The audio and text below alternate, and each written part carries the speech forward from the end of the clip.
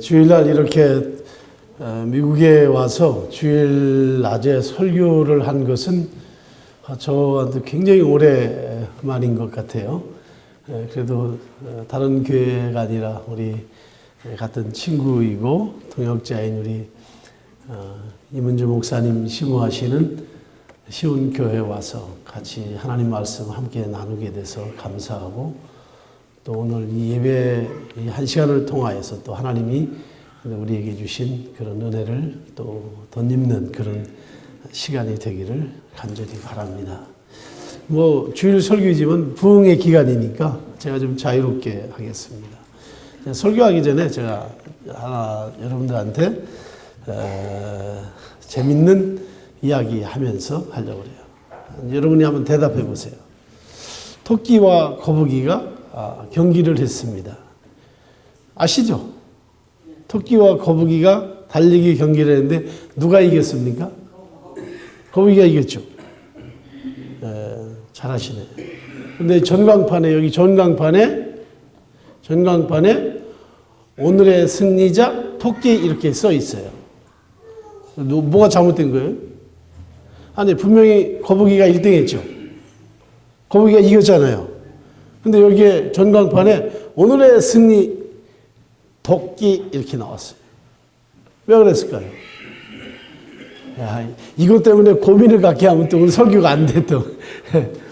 거북이 이름이 토끼요.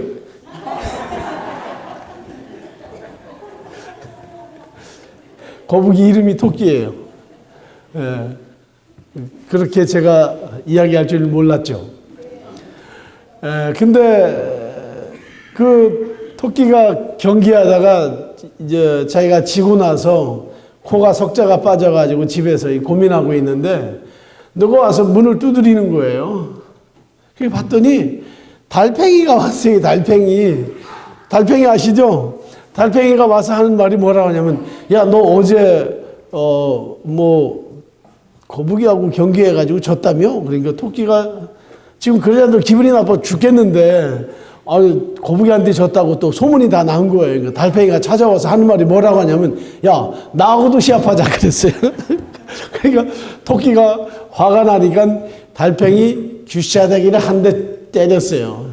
그리고 문 딱 잠궈버렸어요. 그리고 3년이 지난 어느 날, 몇 년? 3년이 지난 어느 날 가만히 있는데 누가 문을 두드리는 거예요. 봤더니 토끼가 열어봤더니 그때 그 달팽이가 온 거예요. 3년 만에 한 대 쳐가지고 오는데 3년 걸렸어요.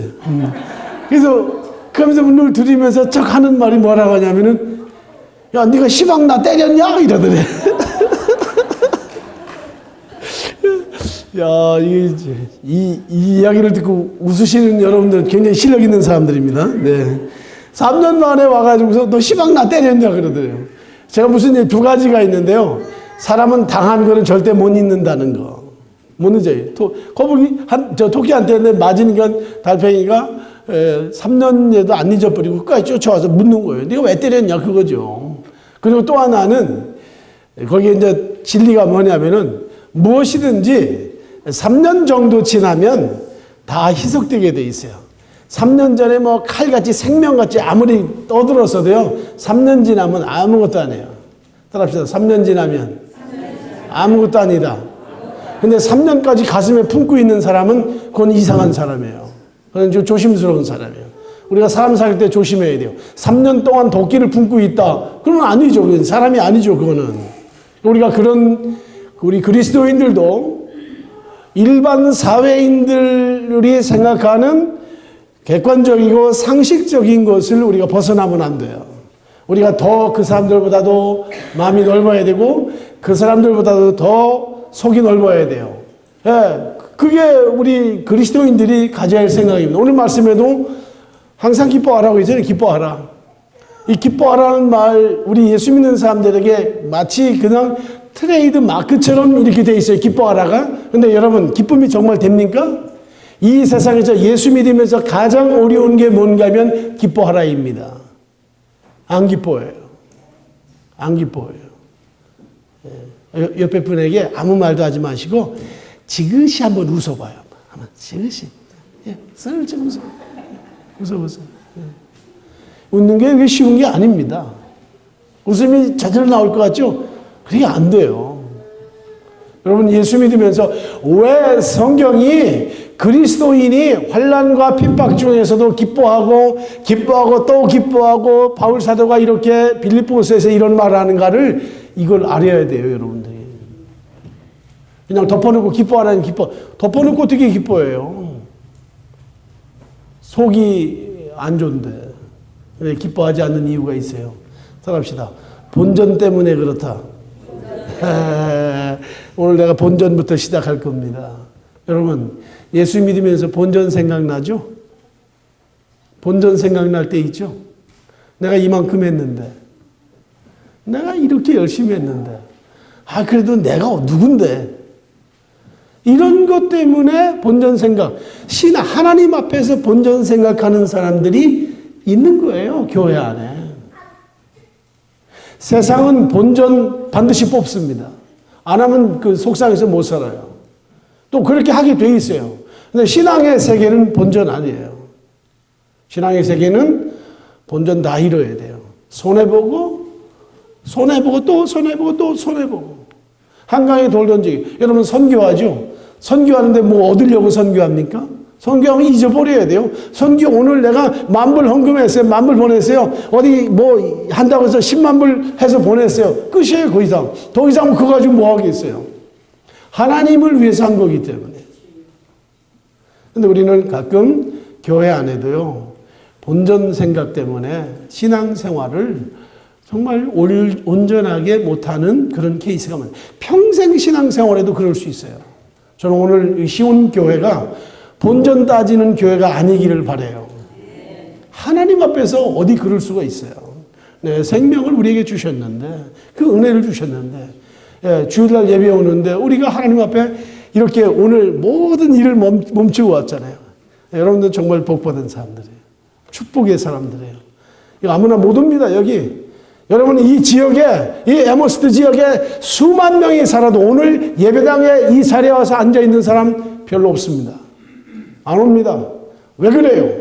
본전 때문에 그래요. 여기 가서 내가 하느니 다른 데 가서 하고 내 이름 내고 명성 높이고 또 내 가족도 남들한테 칭찬받고 이거 다 원하는 거예요.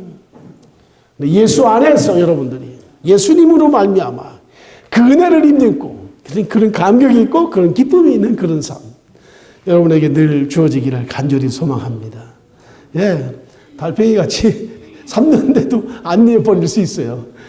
신앙생활은 우리가 그렇지 않죠. 우리가 오히려 하나님 앞에 감사하고 우리가 기뻐하고 또 주님의 영광을 위해서 사는 거죠. 여러분 성경 얼마만큼 읽느냐고 제가 어제 아침에 물어봤어요. 여러분들은 성경을 얼마만큼 읽느냐 이렇게 물어봤어요. 근데 얼마만큼 읽는지 모르겠습니다만은 성경 읽는 방법을 제가 하나 오늘 아침에 알려드릴게요. 따라합시다. 돈을 세듯. 따라합시다. 돈을 세듯. 성경을 읽자. 돈을 세는데 1불짜리 세는 거 하면 안 돼. 100불짜리 세듯이. 100불짜리. 근데 100불짜리가 이따만 그냥 한 박스 놓고 그 돈 세듯이 한번 성경을 읽어보세요. 잠이 왜 와요? 잠이 왜 와? 잠이 왜 와요? 잠이. 잠이 올 수가 없어요. 그러나 우리가 이렇게 시시하게 생각하니까 자장가로 생각하고 그러니까요. 여러분 돈 세듯 성경을 볼 수 있기를 바랍니다. 정말 그래야 돼요. 그렇죠? 이제는 방법이에요. 여러분들 특별하게 세워야 돼요. 특별하게 집에서 성경이 안 읽어지면 커피숍 가서 성경을 읽고 커피숍에서도 안 되면은 예배당에 와서 읽고 한번 방법을 찾아보세요. 집안에서도 부엌에서 성경을 읽을까 화장실에 가서 저는 화장실 가서 한동안 성경을 많이 봤어요. 화장실 가서 제가 또 뭐 그게 있어요. 제가 빨리 또 이렇게 해부가 안 돼. 그러니까 충분히 앉아있는 시간 그동안 성경을 5장 읽을 수 있어요. 얼마나 좋은지 몰라요. 그러니까 여러분들 성경 읽는 자리에 가서 어디든지 그런 자리를 찾아서 하나님 말씀과 가까이 하는 거예요. 여러분 기쁨은요 저절로 오지 않습니다. 제가 첫날 저녁에 기쁨과 재미에 대한 얘기를 말씀했어요. 세상은 다 재미 중심으로 삽니다. 무엇이든지 재미없으면 안 해요. 재미없으면 예수도 안 믿어요, 이제는. 내가 재미가 있어요. 그러나 성경이 말하는 것은 기쁨을 가지다 그랬어요. 여러분들 기쁨이 있는 개인, 기쁨이 있는 가정이 되기를 바랍니다. 기쁨은 뭐냐? 재미는요, 순간 자기 건드리기만 해도 다 그냥 놓쳐버려요. 다 그냥 끝내버려요. 세계적인 오케스트라가 이 예배당에 와서 해도 나 이 재미없어. 그럼 나와버리는 거예요. 왜 필요 없어요? 내 재미 중심이에요. 여러분들 예수를 재미로 믿지 말기를 바랍니다. 신앙생활을 재미로 하지 말기를 바랍니다. 기쁨으로 하기를 바랍니다. 기쁨은 어디에서 와요? 생명에서 오는 거예요. 헬라어의 조우에라는, 조이가 조우에서 왔는데 그 생명을 생명에서 온 거예요. 이거는 우리가 상황이, 여건이 어떻게 관계없어요. 가난해도 부해도 성공해도 실패도 태어난 새 생명을 소중히 여기듯이 그런 기쁨을 가지고 살게 되는 거예요. 그러니까 언제나 기쁨이 있어요. 여기 와서. 저도 마음이 아침에 조금 우울했어요. 오늘 아침에. 왜냐하면 제가 모레 새벽에 이제 한국을 가야 되는데 저희 아들과 또 며느리와 우리 손녀들이 하루만 더 같이 있다가 가지. 이게 섭섭해가지고. 그래서 저도 그냥 우울하더라고요. 섭섭하더라고요. 네. 마음이 안 좋더라고요. 오늘 예배하면서 아까 찬양하면서도 하나님 감사합니다. 그런 인간적인 그런 섭섭함이 있지만 저도 뭐 말도 못하는 거예요. 그런데 그렇지만은 하나님 앞에 예배하면서 저희 사명이 있으니까 이해를 제가 또 이렇게 요청을 했어요. 제 아들 가족에게 이해해 주기 바란다 이렇게 이야기를 했습니다. 여러분 우리가 신앙생활할 때 항상 그런 마음 가지고 살아가야 합니다. 여러분 빌립보서의 핵심은 뭐냐면은 예수님의 마음이에요. 그래서 빌립보서 2장 5절에 너희 안에 이 마음을 품으라. 곧 그리스도 예수의 마음이니. 그는 하나님과 본체시고 동등되신 분이지만 그것을 여기지 않고 종의 형체를 입고 와서 우리를 위하여 십자가에서 죽으셨다. 그렇게 말씀하셨습니다. 에베소서는 뭐냐? 에베소서는 성령 충만을 말합니다. 술 취하지 말고 성령 충만을 받으라. 그렇게 말씀하세요.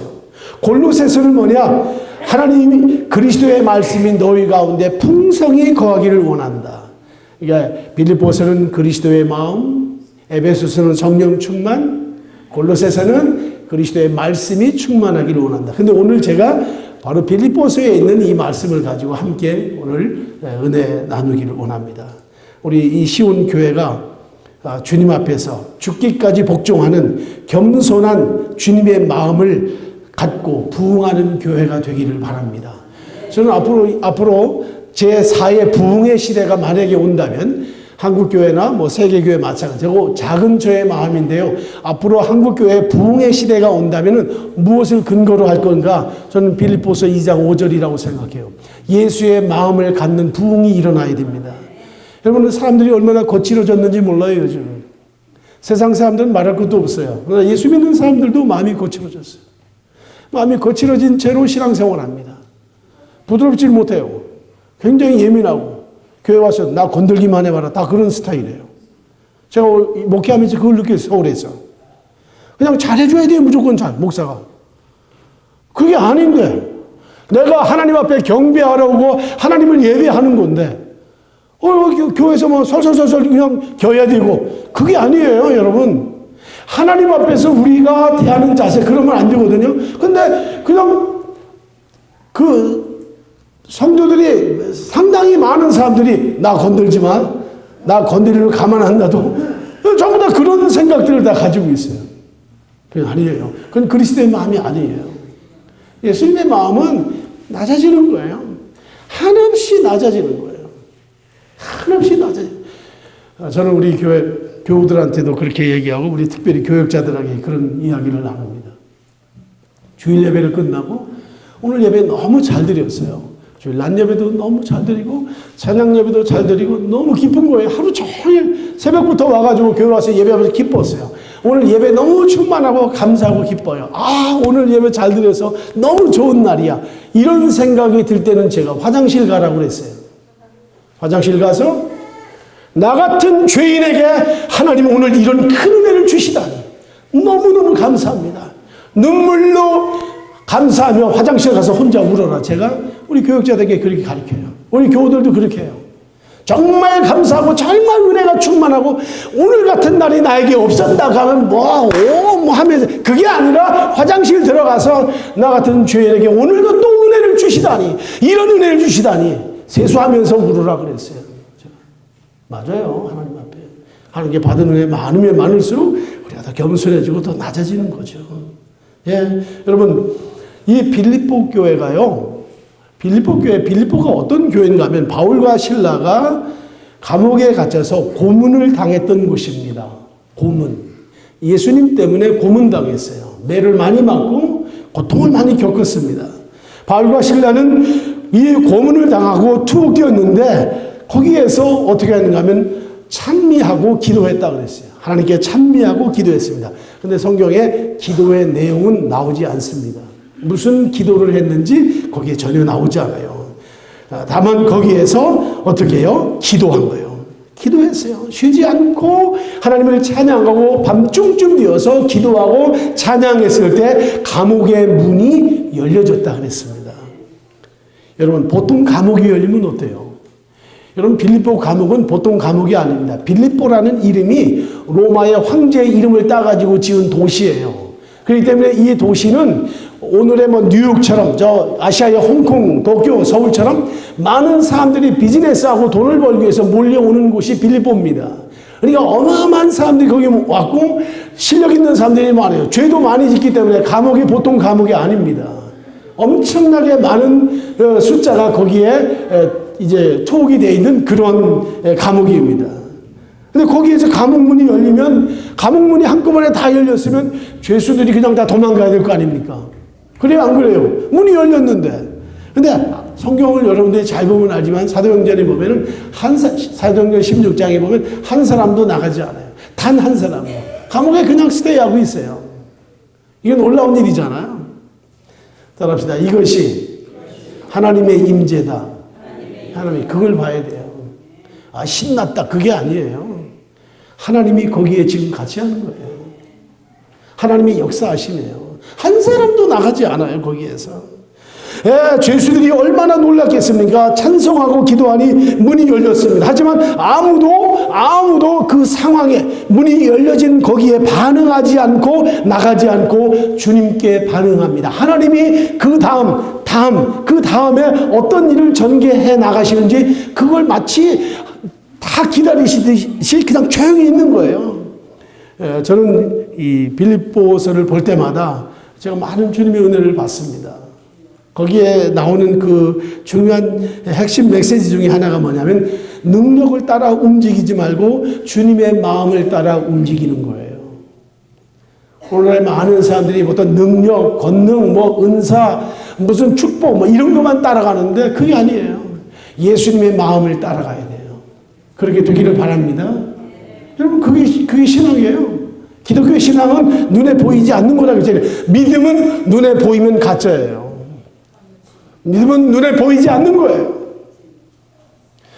믿음은 바라는 것들의 실상이고 보지 못하는 것들의 증거다. 일단 한마디로 정의하면 믿음은 눈에 보이는 것이 아니에요. 구약시대, 율법시대는 눈에 즉각 보여져야지 돼요. 왜냐하면 하나님 나라가 가시적으로 보여줬기 때문에. 그러나 신약시대 믿음이 온 이후 성령이 온 이후에는 믿음은 뭐냐? 아무것도 안 보이는 거예요. 그게 믿음이에요. 그게 십자가를 2000년 전에 십자가에 죽으신 예수를 우리가 믿을 수 있는 것이고 2000년 전에 죽음의 권세를 깨트리고 부활하신 예수 그리스도를 우리가 나의 구주라고 내 왕이라고 내 하나님이라고 믿고 고백하는 거예요. 뭘로? 믿음으로 하는 거예요. 보이는 게 아닙니다. 뭐 보여주시오? 아니에요. 어디 그거 아닙니다. 물론 보여주는 분이 있어요. 특별한 경우에. 이거 안 보여주면 이 사람이 전혀 안 될 경우에 그럴 수도 있겠죠. 그렇지만은 일반적으로 신약시대에는 그런 게 없어요. 이 교회는 능력 따라 움직이지 말고 예수님의 마음을 따라 움직이는 교회와 여러분들이 되시기를 간절히 소망합니다. 옥문 열리고 능력이 나타나는데 아무도 도망가지 않아요. 다시 말하면 그런 기적이 수없이 예배당 구석구석에서 일어나도 그런 데 별로 관심 없다 그 말이에요. 그게 중요한 게 아니에요. 누가 중요해요? 그리스도가 중요해요. 예수님이 중요합니다. 제가 또 다시 말씀드립니다. 하나님이 이거 주셨어요. 이 시온교회 이거 주셨는데, 선물로 줬는데, 이거 붙잡고 맨날 돌아다니니까 하나님이, 그래 너 그거 가지고 살아라. 그거 망하는 거예요. 이것을 주신 주님을 봐야죠. 이 선물을 주신 주님을 봐야죠. 선물 때문에 예수님 다 잊어버려요. 이스라엘 백성들이 그런 거예요. 광야에서 하나님이 그 큰 은혜 주셨는데 하나님을 의지하지 않고 맨날 만나 달라, 뭐 먹을 거 달라, 이거 아닙니까? 애굽에 자꾸 뒤를 돌아다보고. 예. 왜 그랬을까요? 능력이 나타나는데 도망가지 않는 이유가 뭐예요? 예. 아무도 안 나갑니다. 근데 딱 한 사람 반응이 나오는데 간수가 반응이 와요. 간수가 어떻게 해요? 자살하려고 그랬어요. 성경에 자결하려고 그랬다고 그랬어요. 만약에 바울과 실라가 옥문 열고 나가고 제술이 그때 다 나갔다면, 여러분, 간수는 하나님의 기적 때문에 자살하고 마는 사건이 일어날 수밖에 없어요. 이런 것도 우리가 잘 알아야 돼요. 여러분 기억하십시오. 하나님의 기적이 일어났는데 다 사는 게 아니라 피해보는 이도 있어요. 그걸 잘못 처리하면. 이때 어떻게 했습니까? 바울이 감옥에 있는 그 간수에게 한 말이 뭡니까? 자살하려고 하잖아요.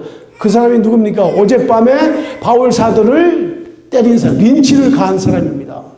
고문을 한 사람이에요. 그 간수에. 그 당시 빌립보 초대교회 때 로마 정권 나라에서의 감옥의 간수는 어마어마한 파워를 가지고 있었어요.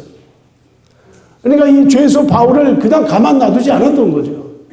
상처 입고 고통하고 아프고 힘든 그런 가운데서도 여러분 찬송이 나오는 거예요. 찬송이 나오는 거예요. 힘들고 어려워도 찬송이 나와요. 저는 그 양재동, 그 양재천 쪽에 아파트가 있어요. 새벽기도 오다 보면요, 술 먹고서 양재천가에 앉아서 노래를 부르는 인간들이 있어요. 참 별 사람 다 봤어요. 그래서 내가 그랬어요. 당신이 나보다 믿음이 더 좋다. 난 새벽기도 가려고 힘들어 죽겠는데 너는 어떻게 밤새도록 술 퍼마시고 거기 앉아가지고서 뭐 노래를 그렇게 부르고 있는가. 여러분 세상에 술에 취해도 잠 안 자고 아침에 노래 불러요.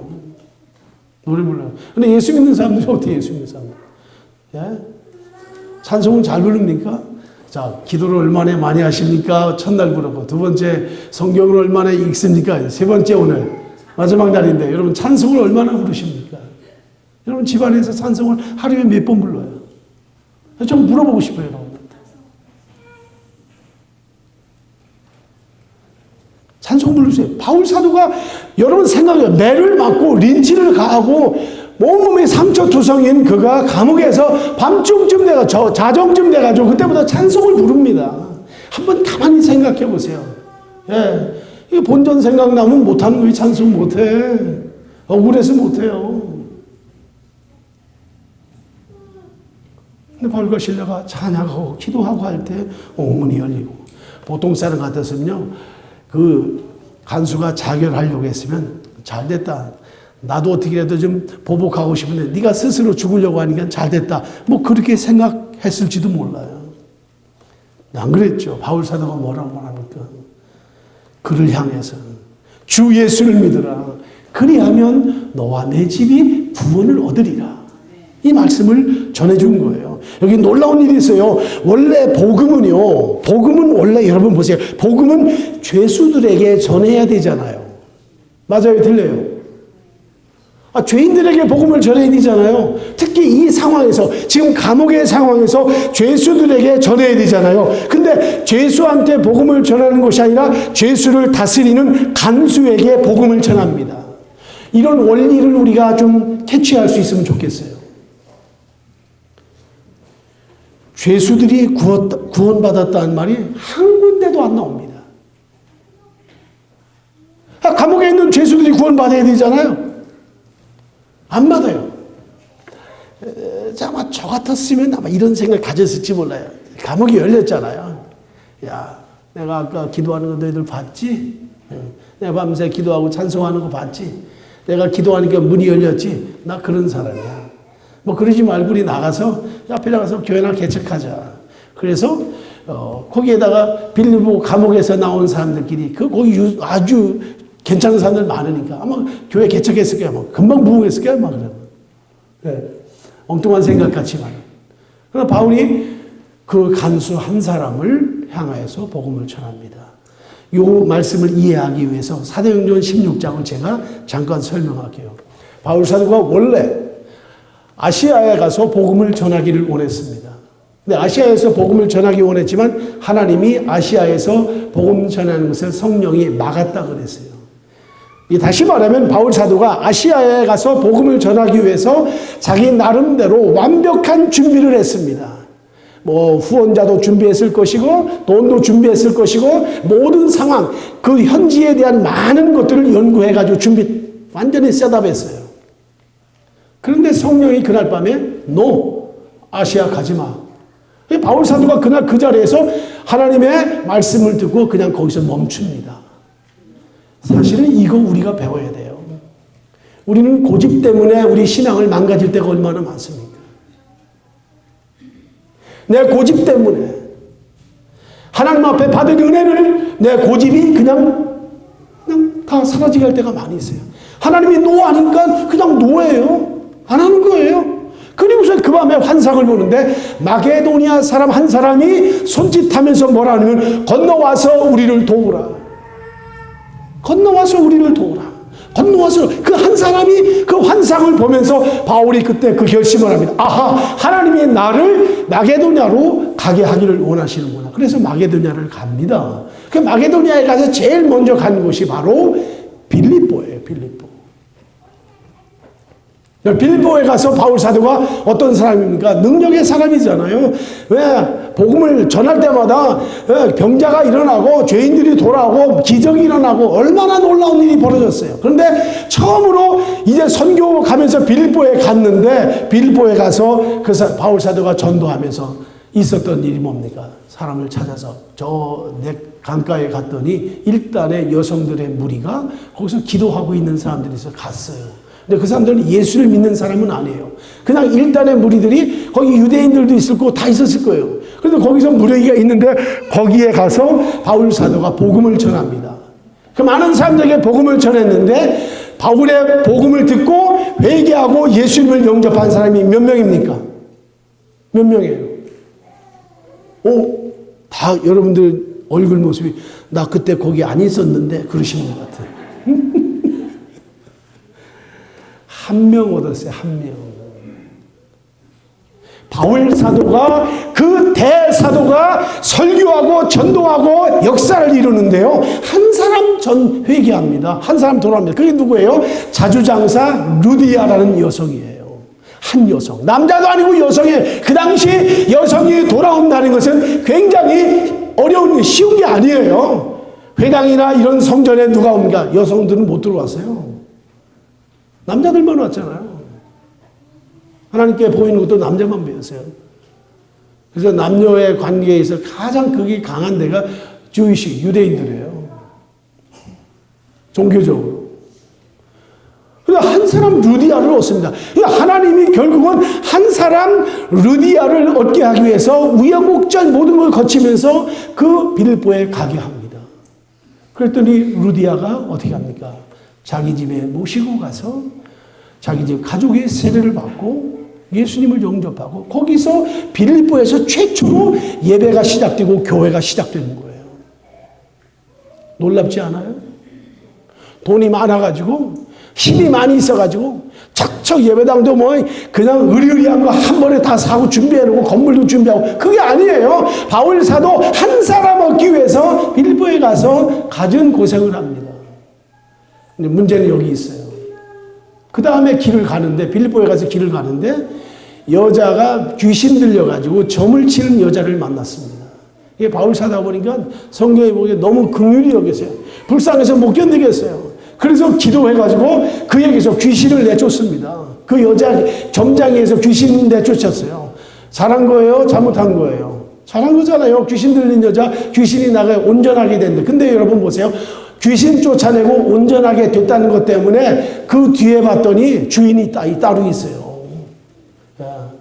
그 여자를 부려먹는 사람이 있단 말이에요. 그래서 그 사람이 바울 사도를 고소해가지고 고발해가지고 자기의 손해보게 해야겠다고 해서 그래서 감옥에 간 이야기예요 지금. 감옥에 갑니다. 여러분 바울 사도가 대사도라고 했잖아요.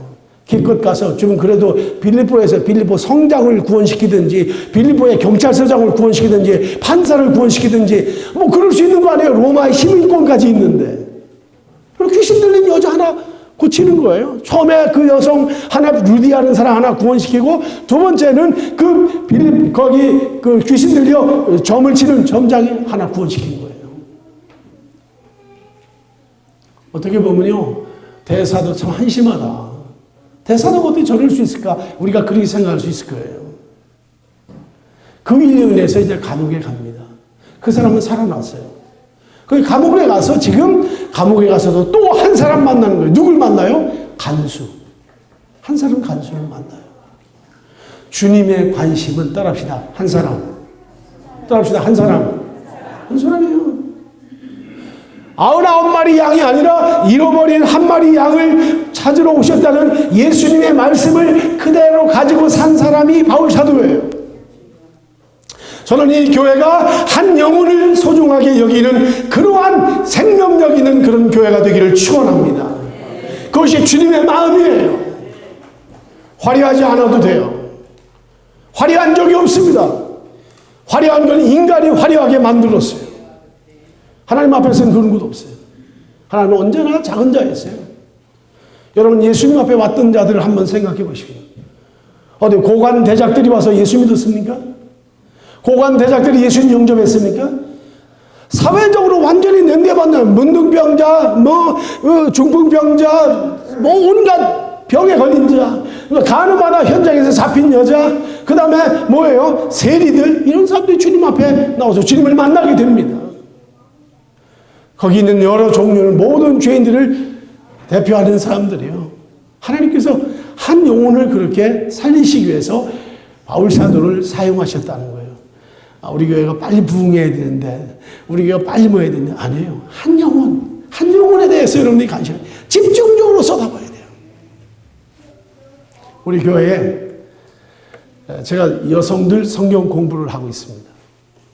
지금부터 3년 전, 한 4년 됐어요. 그때 바이블 스터디 할 때 여성들이 젊은 여성 30대만 6명이 바이블 스터디 했어요. 바이블 스터디 처음 시작하는 학기에 첫날 자기의 기도 제목을 정하고 이 공부하는데 서약을 다 하게 해서 공부 끝날 때까지 절대 빠지지 않겠습니다. 이 제자 훈련이기 때문에 제가 그랬어요. 이 제자 훈련 하는 동안은 슬로건이 뭐냐면 아프지도 말고 죽지도 말자. 아프지도 말고 죽지도 말자. 그렇게 기도하라고 그랬어요. 그리고 자기 기도 제목을 하나 정해가지고 끊임없이 같이 다 기도하자. 기도했어요. 우리 교회 이주연 집사입니다. 젊은 집사예요. 근데 자기 기도 제목을 봤더니 남편이 주님께 돌아오기를 소망합니다. 저희 남편을 위해서 1년 동안 기도했어요. 그 이듬해 성경 공부에도 봄에 시작했는데 봄쯤 돼가지고 어느 날 한 남성이 저희 교회에 왔습니다. 그 남성이 누구냐면 바로 이주연 집사의 남편이에요. 우리 교회 건너편에 삼익 아파트에 사는데 자기가 그랬대요. 만약에 내가 교회를 간다면, 만약에 교회를 설사 간다고 해도 네가, 자기 와이프 보고 하는 말, 네가 나가는 저 2층 개척교회는 나는 안 나간다. 안 나가고 난 좀 괜찮은 교회 가서 좀 부담 없이 교회 다니겠다. 이렇게 이야기했대요. 그런데 우리 교회 딱 온 거예요. 그래서 내가 첫날 봤는데 제가 이야기할 수 있는 셈이에요. 롱아일랜드에서 유학하고 가죠. 경제학 공부한 친구인데, 그래서 제가 같이 이야기를 나눴어요. 주일날 봤는데, 근데 얘기가 길어져가지고, 뭐, 다른 사람들 안 만나고 같이 만나 얘기를 쭉 가는데, 어느 날 자기 아들과 딸, 그 다음에 와이프가 교회를 가는데, 늘 그렇게 했대요, 자기가. 늘 그런데, 그저 의자에 앉아가지고 맥주 하나 놓고 아침부터 오징어 다리 뜯어 먹으면서 텔레비전 보고 텅 누워 길게 앉아가지고 늘 그렇게 했대요. 근데 그날도 그렇게 하고 있는데 아내하고 아들하고 와이프가 교회 가면서 그 딸이 그러더래요. 아빠도 우리랑 교회 같이 가야지 왜 아빠는 엄마 사랑하면서 같이 안 가느냐고. 니들끼리 갔다 오라 그랬대요. 그런데 딱 문 열고 딱 갔는데 그다음부터 속이 막 그냥 불안해지고 막 와이프한테 전혀 한 번도 그런 적이 없었는데 그냥 불안해지고 미안해지고 아이들한테 막 죽겠더래요. 막. 그래서 안 되겠다, 내가 교회에 나가야 되겠다. 그냥 그 마음이 순식간에 들어가지고 예배 끝나고 왔는데 아내한테 뭐라고 했느냐면, 여보, 내 다음 주일부터 내가 교회 나가겠다. 그냥 농담으로 하는 줄 알았대요. 근데 아침에 먼저 옷 입고 딱 나와서 아침에 온 거예요, 저희 교회에. 그날부터 시작했어요, 또. 이제 부부가 우리 교회, 다른 교회 간다고 한 사람이 우리 교회 온 거 아닙니까? 에? 세상에 내가 교회를 가도 개척교회는 안 가겠다. 그래서 저희 교회 왔어요. 우리가 새신자 환영회를 1년에 2번 하는데, 그때 새신자 환영할 때 이 친구가 간증했습니다. 간증하는데 365일 중에 자기는 거의 하루도 빼놓지 않고 술을 먹어야 되고, 자기 사업하니까, 그 다음에 압구정 로데오 거리에서 어느 날 술을 먹고 가다가 그 개가 무서운 개가 있는데, 그날 간증에 그게 나오더라고요. 그 술 먹고서 채했는데 개에게 물렸으면 그날 죽었다는 거예요. 그런데 그 무서운 개인데 자기를 쳐다보지도 않더래요. 근데 그때는 별로 생각 안 했는데 신앙을 갖고 나면서 딱 생각한 게, 야, 난 그때 개도 포기한 인간이 됐구나. 자기가 그런 생각이 확 들더래요. 난 개도 안 쳐다보는 인간이 됐구나. 그런 생각이 들더라는 거예요. 그래서 그런 간증을 하면서 다음 우리의 목표는 저희 어머니입니다. 그러더라고요. 자기 어머니예요. 근데 보세요. 1년쯤 딱 됐는데, 그 어머니가, 우리 권집사, 그 권영훈 형제가 뭐라고 전화하냐. 목사님 지금 시간이 있습니다. 시간이 있다. 제가 우리 어머님이 지금 마음에 좀 이상이 왔다. 그 마음이 와서 이건 신앙적인 문제로 이제 그 신호가 온 거예요. 그래서 교회 목사님 상담 좀 하겠다고. 그래서 예배당에 와서 앉았는데요. 제가 그 아들하고 집사님 앉혀놓고 딱 두 분만 앉혀놓고 설교를 1시간 반 했습니다. 이 집회처럼. 복음을 1시간 반 동안 제시했어요. 그날 그 마음에 감동이 왔어요. 그다음부터 지금까지 2년 동안 한 번도 안 빠져요. 이번에 일본에 단기 선교하는데 간다는 거예요. 그래서 지난번에 어머니 또 이제 새신자 환영회 또 했잖아요. 그날 마침 사회를 우리 며느리 이주연 집사가 봤어요. 아주 재밌게 했어요. 근데 뭐라고 하냐면은, 이 다음 한 번 이제 또 중요한 목적이 있는데, 시아버지 이제 하나님께 인도하는 게 목표입니다. 하나님께서 한번 그렇게 인도하실 것 같아요. 한 사람 한 번에 안 돼요. 근데 하나님이 그런 역사를 통해서 그러니까 그 집안이 사업을 하는데, 아버지가 사업하고 형하고 우리 권집사하고 같이 사업을 하는데, 어느 날 우리가 양재역에 가서 추운 겨울, 우리 매주 토요일날 아침에 전도합니다. 토요일 아침에 식사를 하고 나와서는 남은 사람들이 뿔뿔이부터 전도를 하는데 굉장히 추운 날이었어요. 영하 한 10도가 넘은 날이었어요. 거기에 쇼핑백에다가 전도지 잔뜩 넣어가지고 몇 팀이 그 양재역에 가서 전도를 하다가 자기 아버지가 스포타임이라는 양재역의 스포츠 센터에 와서 운동하러 왔다가 그 차를 거기다 세워놓고 딱 보는데 보니까 자기 아버지하고 이 아들이 눈이 딱 마주쳤어요. 그 아버지가 놀란 거예요. 아니, 내 아들이 이 아침에 왜 저기서? 나중에 이제 얘기를 들어보니까 전도한다는 거예요. 아버지가 충격받았어요. 권씨거든요. 안동권 씨. 대단한 사람들입니다. 예, 제사에 아주 말도 못하는 집안이에요. 근데 점점 그것이 이해가 되고 아버지도 이해가 되고 이번에 그 아버지가 수술하게 됐어요. 얼마 전에. 세브란스 병원에 있는데 제가 갔습니다. 수술하기 전에 목사님 온다고 하니까요. 이분이 아침부터 안절부절 하더래요. 집에 그 가족들이. 목사님이 온다고. 처음 만나는 겁니다. 나이가 70이 되신 분이. 그래서 가서 제가 기도를 하는데 막 울더라고. 목사님, 내가 기회되면, 가정의 정리가 되면 교회 나가고 예수 믿겠습니다. 왜냐면 자기 아내 봤거든요. 자기 아들 봤거든요. 아들이 얼마만큼 변해졌냐면 자기 아내한테 그러더래요. 그러니까 그 권집사 어머니한테, 여보, 영훈이가 회사에서 사람이 이렇게 달라질 수 없다고. 사람이 이렇게도 달라지는가? 이렇게 달라질 수 있는가? 그러니까 가족들이 다 거기에 감동과 감화가 한꺼번에 다 오는 거예요, 지금. 그리고 그 가정을 통해서 다른 처가에까지. 그 장모가 우리 교회 다시 전도받아서 나오기 시작했어요. 그 지역에 다 사는데 한 사람을 통해서 한 사람이 얼마나 그 이주연 집사가 저는 예쁜지 모르겠어요. 너무너무 감사해요. 그렇게 남편을 위해서 기도했는데 부부가 어머니를 위해서 기도하고 그 다음에 장모님을 위해서 기도했는데 한 사람 한 사람씩 그 와서 그 한 가족이 그냥 그 이 신앙생활하는 그 모습 우리 교회 자랑이에요. 사실은. 예, 그분들이 뭐 사회적으로 뭐 크게 자랑할 건 없어요. 그렇지만은 예수 믿는 것에 대한 기쁨. 제가 여기 왔는데도요 항상 그걸 써요. 목사님 오늘 아침에 어떠셨는지요. 예, 우리 그 건집사가 그래요. 우리가 장로님들도 계시고 안수 집사님들 다 계시지만은 그 알고 있어요. 그런 거에 대해서 얼마나 제가 감사하고 감사한지 몰라요. 마케도니아의 환상을 본 한 사람의 환상입니다. 여러분 많은 것 아니에요. 한 영혼. 목회의 기쁨은요 대다수가 아니에요. 한 영혼에 있어요. 전 그렇게 생각해요. 그래서 하나님 앞에 그런 마음 가지고 저는 언제나 그런 목회를 합니다. 저도 개인적으로 저 조금 대형 교회에서 목회도 하고 또 강남의 중형교회에서도 목회하고 다 해봤어요. 근데 저는 그런 교회를 제가 썩 좋아하지 않아요. 제 생리에 잘 안 맞아요. 그래서 제가 그 일부러 사임했습니다. 제가.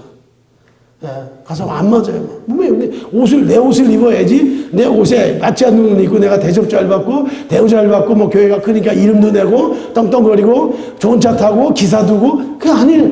그거 안 되더라고요. 저는. 어쨌든 저는 안 돼요.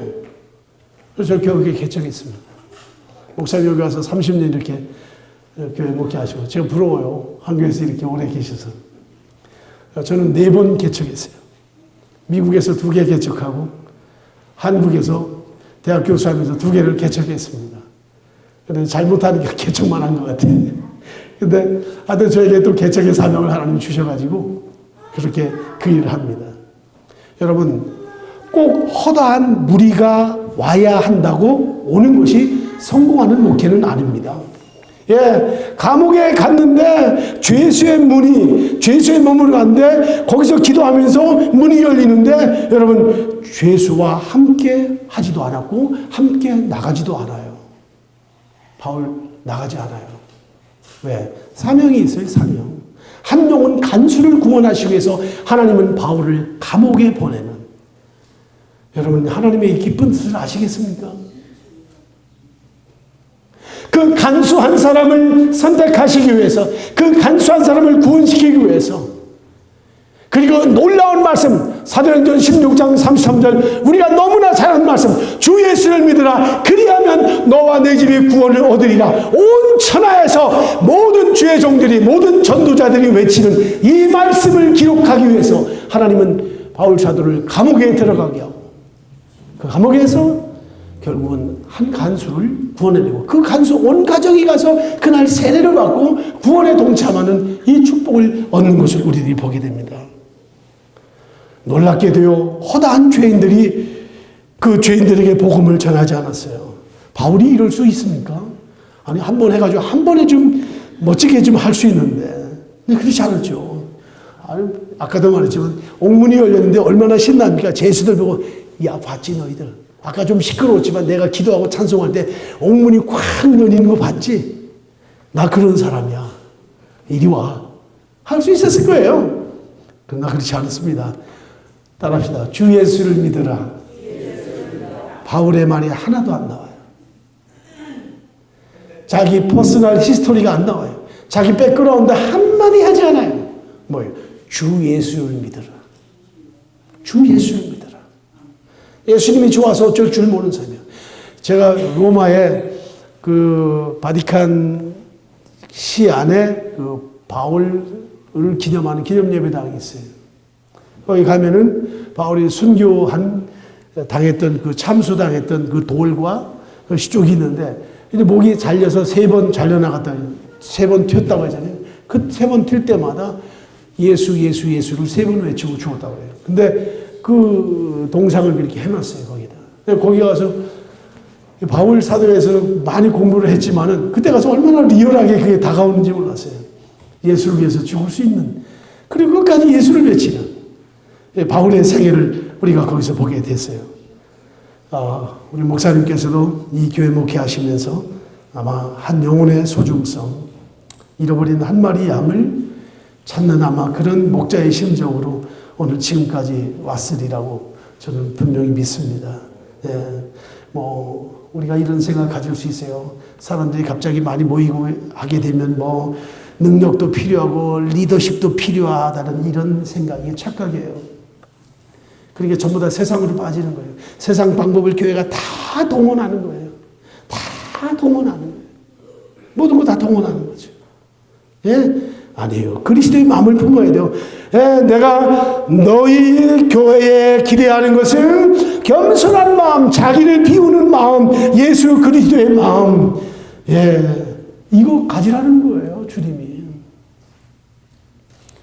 바울과 실라가, 바울은 스스로 그리스도의 부활과 고난의 참여함을 알고자 하여 그리스도의 죽음을 본받고 싶다고 그랬어요. 죽음을 본받고 싶다. 여러분, 우리 기도 가운데 그런 기도 해보신 적 있어요? 주님, 저는 주님의 죽으심을 본받고 싶습니다. 이런 기도 못 하잖아요. 주여 주시옵소서. 복을 주시옵소서. 아들, 딸이 형통하게 하여 주옵소서. 이거 외에는 우리가 하는 기도가 없어요. 여러분들이 기도를 많이 배우시기를 바랍니다. 기도 배워야 돼요. 기도를 배워야 돼요. 주님과 교제하는 교제권의 세계가 더 넓어져야 돼요. 여러분의 쓰는 단어 하나도 새롭게 해야 돼요. 저는 우리 신대원에서 제가 실천신학을 강의하는데 제가 기도 학생들한테 매 시간마다 첫 시간 들어오면 기도를 써야 합니다. 신학대학원생들한테. 한심하기 짝이 없어요. 한심하기 짝이 없어요. 신학대학원 다닌 전도사들의 기도문을 쓰라고 하면 기도가 말이 주일학교만도 못해. 한심해요, 한심해. 문장도 안 되고 단어 사용도 안 되고. 내가 그랬어요. 내가 너희들 아버지한테 그렇게 말해도 되겠는가 말이야. 제대로 알아, 제대로 말이야. 그래서 제가 우리 학생들한테는 반드시 처음에 들어와서는 한 학기 동안 신문 사설을 반드시 2개씩 읽게 하고 자기들 코멘트를 해가지고 오게 해요. 그거 안 하면 안 돼요. 마음대로 그냥 되는 대로. 하나님 앞에서. 여러분, 우리가 신앙생활 하면서요, 억울함 당할 수 있어요. 감옥까지 가는 거예요. 바울과 실라가 감옥에서 기도한 것처럼 우리가 그런 기도 쉬지 않고 드릴 수 있기를 바랍니다. 내가 그리스도의 죽음을 본받고자 하는 그런 마음을 가지고. 근데 쉬운 거 아니죠. 그러나 우리가 신앙의 세계는 그겁니다. 근데 우리는 처음부터 잘못 배웠어요. 우리 한국 기독교는 처음부터 잘못 배웠어요. 자, 죄송합니다. 그냥 이해하고 들으세요. 저는 우리 교회 올 때, 등록할 때 들어오는 문을 분명하게 확인해요. 예수를 어디서부터 믿기 시작했는가?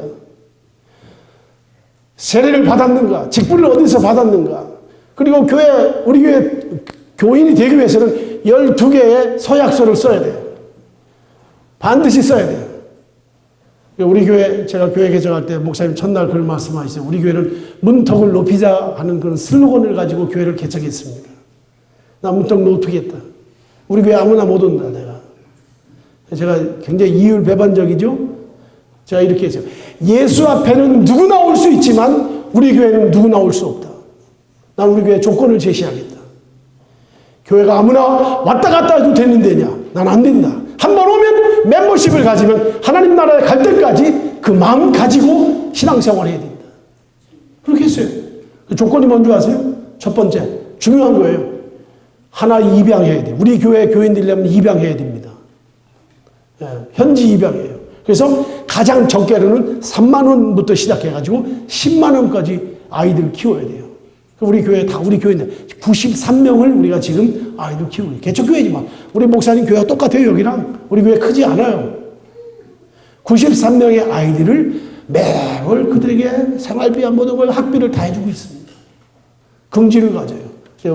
그래서 우리 교회 오려면 제가 농담을 해죠. 그거 하려면 우리 교회 오시오. 내가 농담을 해요. 근데 그거보다는 더 큰 거 있어요. 제가 왜 이야기하느냐 한번 보세요. 여러분이 어느 이 지역에서 최고의 사교 클럽에 여러분이 들어갔다고 생각해 봐요. 여러분이 여기에 하이 클래스의 최고의 사교 클럽에 여러분이 멤버십이 됐다고 해보세요. 한 달에 한 번씩 모인다고 한번 해보세요. 여러분은 완전히 드레스업하고 갈 거예요. 다. 갖고 오라는 거 다 가지고 갈 거예요. 근사하게 하고 갈 거예요. 안 빠지죠. 다른 거 있어도 취소하고 가죠. 근데 예배당 올 때, 교회 오는 거는 뭐 가고 싶으면 가고, 오고 싶으면 가고, 나 안 된다, 그거. 그런 교회 가라. 우리 교회는 이런 거 하고 싶다. 너무 한국 교회가 그런 면에서 제멋대로 하기 때문에 나는 이런 거 하겠다 그랬어요. 우리가 큰 교회 아니지만 제가 그렇게 했어요. 우리 교회 오는 분들은 그런 정신을 가지고 있습니다. 들어오는 문은 분명해요. 저는 나가는 문은 애니타임 오픈되어 있어요. 나가는 문은 언제든지 애니타임. 그러나 들어오는 문만은 제가 분명하게. 그리고 우리 교회 가서 목사의 목회를 지도를 받고 이곳에서 신앙생활을 하려면 이러한 것들은 분명히 해야 됩니다. 그래서 복음에 대해서 분명하지 않기 때문에 저는 우리 교회 장로님이 등록을 해도 저한테 5주 교육을 받아야 돼요. 모든 교인들이 뭐 집사님이든 권사님이든 다 제 방에 와서 계속 5주 돌아가면서 해야 돼. 그래야 나를 알 수 있고 우리 교회를 알 수 있고 신앙의 기본을 확인할 수 있어요. 그거 하고 나면 목사의 목회하는 걸 이해할 수 있어요. 근데 그거 모르니까 신앙생활 하다가 그 옛날 했던 그 생각 때문에 또 이렇게 편리한 쪽으로 이렇게 할 때가 많이 있어요. 여러분, 신앙은요, 희생하는 거예요. 하나님의 교회는 절대 희생입니다. 교회는요, 예수님의 피로 값주고 산 게 교회입니다. 아멘? 우리를 그렇게 샀단 말이에요. 건물을 샀다는 게 아니라 우리 한 사람 한 사람을 예수의 피값을 주고 샀어요. 그렇기 때문에 너희 몸이 아니고 내 것이라고 주님이 말씀했습니다. 우리의 소유의 우리의 주인이 내가 아니라 하나님이세요. 얼마나 이게 중요한지 모릅니다, 여러분. 우습게 생각하지 마세요, 이 몸을. 하나님 앞에 가는 날까지 하나님의 아들과 딸로서 너무너무 소중한 존재라는 것 우리가 잊지 말아야 됩니다. 어떤 기도를 드렸길래 옥문이 열렸을까? 기도 내용은 나오지 않아요. 근데 딱 하나 나와요. 뭐냐면 합당한 기도와 합당한 찬송을 한 거예요. 하나님이 기뻐하시는 거. 하나님이 기뻐하시는 찬송. 하나님을 기뻐하시는 그런 기도. 예, 그것이 바로 그들이 드렸던 찬송입니다. 보통 빌립보서를 별명을 기쁨이라고 한다. 아까 말씀은 우리가 주님의 마음이라는데 별명은 기쁨이에요. 빌립보서 다음 기쁨. 기쁨에서 서신. 처음에도 기쁨이 나오고 마지막에도 기쁨이 나와요. 더 놀라운 것은 궁핍에 처할 줄도 알고 부에 처할 줄도 알아서 자족함을 배웠다. 이렇게 말합니다. 그러면서 내게 능력 주시는 자 안에서 내가 모든 것을 할 수 있다. 근데 빌립보서에는요, 그 사는 사람들이 다 부유했던 사람들이에요. 거의 부유했던 사람. 이름 있는 사람들 많이 있고, 실력 있는 사람들이 다 모인 거예요. 성공 위에서 몰려든 도시니까. 근데 하나님이 바울 사도에게 이 말씀에서 주시는 것은 너는 성공적인 목회가 목적이 아니야. 이거 가르친 거예요. 너는 먼저 감옥에 가게 될 거야. 너는 한 사람씩만 구원하게 될 거야. 주님이 이거 말씀하신 거예요. 그래서 바울 사도 사역을 통해서 예수를 믿는다는 것은 어떤 복음을 전해가지고 교회를 키우고 성공하는 그것이 아니라, 그것을 가르친 것이 아니라 나는 한 영혼을 사랑한다는 것을 예수님이 보여주시고 가르쳐 준 거예요. 저는 이번 같이 와서 함께 이렇게 저도 이 집회 참석하면서요, 저도 은혜를 많이 받았어요. 원래 설교자는 설교하면서 은혜 받습니다. 또 목사님과 같이 교제하면서 저도 은혜를 받아요. 제가 와서 설교만 외친다면 저는 꾼이죠, 꾼. 저는 원래 부흥회라는 건 사실 부흥회라는 건 뭐 몇 년에 한 번 할까? 1년에 한 번 어디 갈까 말까? 못해요. 그런 거 잘 못해요. 그러니까 제가 여러분들 설교 한 번 들으려면 아무것도 찬송도 안 부르고 처음부터 끝까지 가잖아요. 제가. 이제 그런 습성이, 강의 습성이 있어서 그래요. 어떤 분이 그 교회 집사님이 계신데 이 집사님이 신앙생활 너무 잘해요. 부부가 잘하는데 아내가 좀 독특해. 예, 아주 특별해요. 남편이 꼼짝 못해. 남편. 남편이 뭐 무슨 말하면은 그 아내가 하는 말 중에 하나가 당신이 뭘 알아? 이게 그 여자 집사님의 아주 트레이드 마크야. 집에서는 뭐 보통 말 당신이 뭘 알아? 당신이 뭘 알아? 근데 교회 가서는 또 남들이 있을 때 못해요.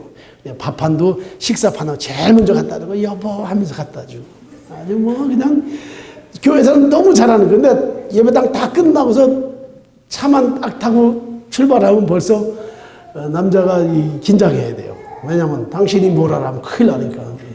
근데 한 번은 남자 집사님들끼리 이야기하는데 성지순례 갔다 온 이야기를 했대요.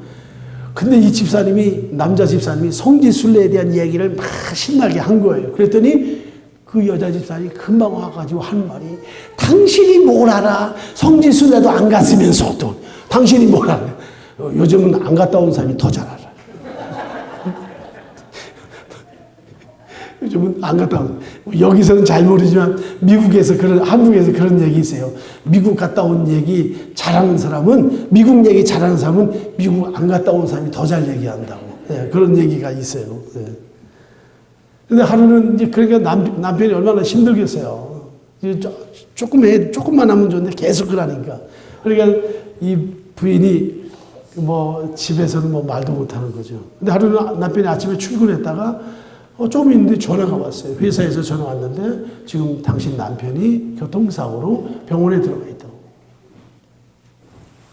병원에 얼마나 놀랄 일입니까? 그래서 병원에 갔더니 중환자실에 있고 생명이 위독하다. 그러니까 이 여자 집사님이 병원에 가가지고 그 남편 그냥 뭐 온갖 걸 다 달아놓고 빵빵빵빵 그러는데 그 중환자실에서요. 근데 자기 그 여자 부인 집사람이 저쪽에 의자에 앉아가지고 막 우는 거예요. 당신 죽으면 어떡하냐고, 당신 죽으면. 내가 어떻게 사느냐고. 그냥 막 가슴을 치면서 통곡하면서 막 그냥 어쩔 줄 모르고 울고 있는 거예요. 근데 그러는 중에 남편이 이게 돌아왔어요. 의식이 돌아와가지고 자기가 산소호흡기를 떼어버렸어요. 그래서 산소호흡기를 떼고 여기 다 씌운 걸 이렇게 열어보니까 자기 아내가 거기에 앉아가지고 자기를 향해서 막 가슴을 치면서 막 울면서 막 그러는 거예요. 그래서 남자가 깜짝 놀랐어요. 아니, 당신이 뭘 알아 맨날 그러던 여자가 그냥 자기 그렇게 됐다고 우는 걸 보니까 너무 안 된 거예요. 그 와중에도. 그러니까 부인한테 뭐라 그러냐면 이게 산소호흡기 띄면서 여보 그랬어요. 그 부인이 얼마나 놀랐겠어요. 여보 나 안 죽었어 그랬어요. 그랬더니 부인이 조금 있다가 당신이 뭘 알아? 의사가 죽는다는데 그랬다. 당신이 뭘 알아? 예. 우리가 신앙생활하고 하나님 섬기는 일에 있어서요, 이 기쁨이라는 건요, 이거는 하나님이 주신 은사 중에 은사입니다. 예, 그래서 데살로니가전서 5장 16, 17, 18절에 제일 먼저 뭐예요? 항상 기뻐하라. 그 다음에 쉬지 말고 기도하라. 세 번째 범사에 감사하라. 첫 번째가 뭐예요? 기뻐하라예요. 기도보다 기뻐하는 거 먼저 하라고 했어요. 기뻐하지 않으면 기도 어떻게 해요? 화내며 기도하겠어요? 분을 품고 기도하겠어요? 그건 안 되죠. 분을 품고 기도하면 안 되죠. 감사함으로 기도하는 거예요. 기쁨으로 우리의 기쁨을 회복해야 돼요. 이것이 하나님 우리에게 주신 은혜 중의 은혜입니다. 네, 뭐 어떤 요즘은 교회를 이렇게 여러분들이 이제 신앙생활 합니다만은 교회가 요즘 교회 개척하는 게 무지하게 어려워요. 또 한국 목회도 어렵고 미국 목회도 마찬가지죠.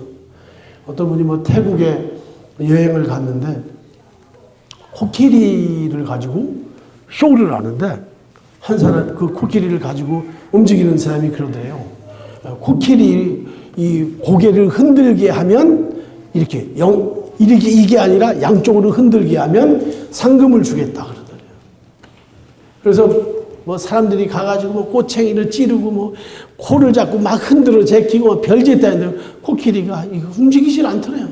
근데 어떤 중년의 남자가 딱 가가지고 하는 코끼리 귀에다 대고서 야, 너 서울 가서 나하고 목회할래? 그랬더니 막 이러더래.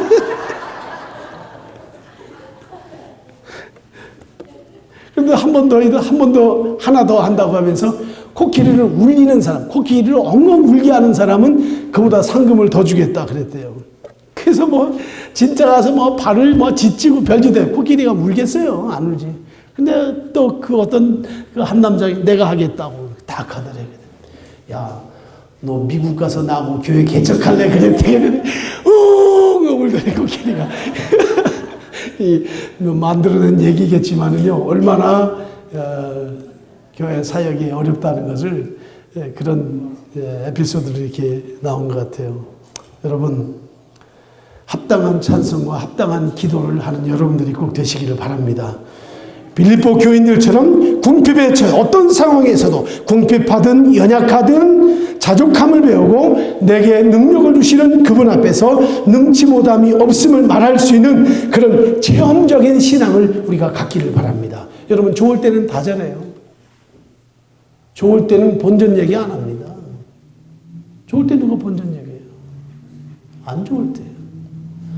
성도들 신앙생활에도 힘들고 어려울 때, 어떤 갈등이 있을 때, 정말 인생에 큰 어려움이 닥칠 때, 그때 의연이 있어서 바울과 실라처럼 밤중에 12시입니다. 제가 첫날적인 말을 말씀드렸잖아요. 어제 아침에 집사님, 권사님, 제가 지금 너무 힘들어요. 저 집사님, 권사님 기도가 필요해요. 제가 지금 교회 갈래요. 저를 위해서 기도해 주세요. 같이 와서 교회에서 기도하는 거지. 얼마나 좋아요, 이게.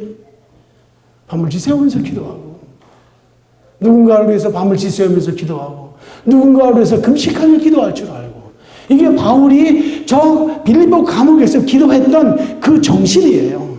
이 교회 그런 기도가 곳곳에서 일어나기를 바랍니다. 목사님, 저 힘들어요. 오늘 제가 교회 가겠습니다. 저 기도해 주세요. 같이 목사님과 기도하고, 그럼 기도한 중에 우리에게 새로운 힘과 용기를 얻는 겁니다. 여러분, 우리 모두가 그런 삶 되어서 내가 설사 부족하고 내가 가진 것이 남만큼 되지 못하고 여러 가지 어려움이 있어도, 정말 외양간에 소가 없고 우리의 양이 없어도 밭에 소출이 없어도 나는 여호와로 인하여 기뻐하고 즐거워하리라 하는 이러한 하박국 선지자의 이런 신앙 고백이 우리 안에서 매일매일 일어나기를 축복합니다.